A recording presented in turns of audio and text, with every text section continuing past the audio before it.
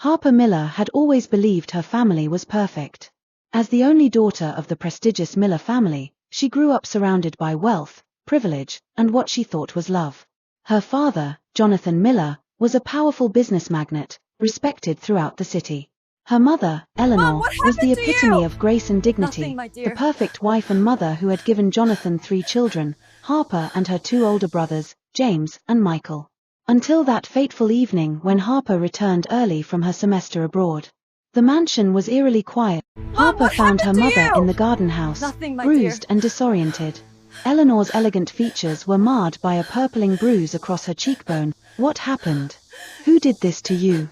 Through tears and broken words, Eleanor revealed the horrifying truth.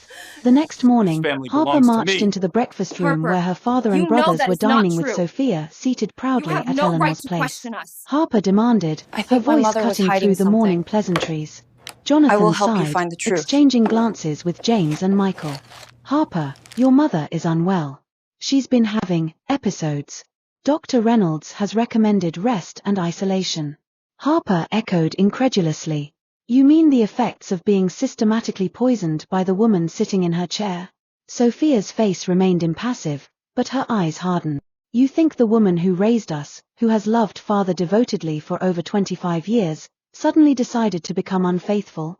Harper wasn't going to stand by while her mother was discarded and replaced. With a determination born of love and righteous anger, she began her investigation. She hired a private investigator who uncovered Sophia's past, a history of similar schemes in 3 other wealthy households. Harper found Eleanor's personal diary, containing detailed accounts of her growing suspicions about Sophia before the poisoning began. She discovered hidden cameras Sophia had installed to monitor Eleanor's movements. Most damning of all, Harper found the drugs in Sophia's quarters, the same compounds that medical tests confirmed were in Eleanor's system. When Harper confronted her father with the evidence, Jonathan dismissed it, too blinded by Sophia's manipulations to see the truth. You've always been jealous of anyone who takes my attention away from you, Harper, he accused. I expected better from you. Harper realized then that she and her mother were truly alone in this fight. Harper moved her mother from the garden house into her own apartment downtown. She alerted the family's attorneys to suspicious transfers that had begun moving money to offshore accounts. She reached out to her father's business partners, many of whom had known and respected Eleanor for decades, sharing her concerns about the strange changes in the Miller household. When Sophia attempted to sell some of Eleanor's most valuable jewelry pieces, Harper was waiting with proof of ownership and the police. Slowly, the tide began to turn. Truth and consequences.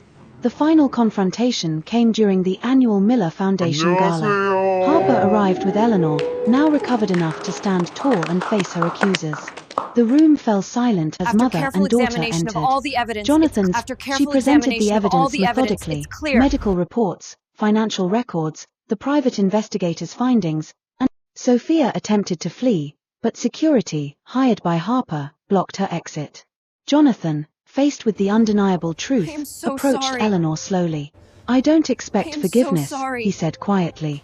In the aftermath, Sophia faced criminal charges for fraud, assault, and attempted murder.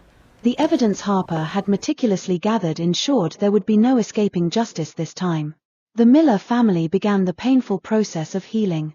Jonathan moved into a guest house on the property, giving Eleanor space while demonstrating his commitment to making amends. The legitimate daughter had not only protected her mother and reclaimed her rightful place, she had transformed a family tragedy into an opportunity for truth, justice, and ultimately, redemption.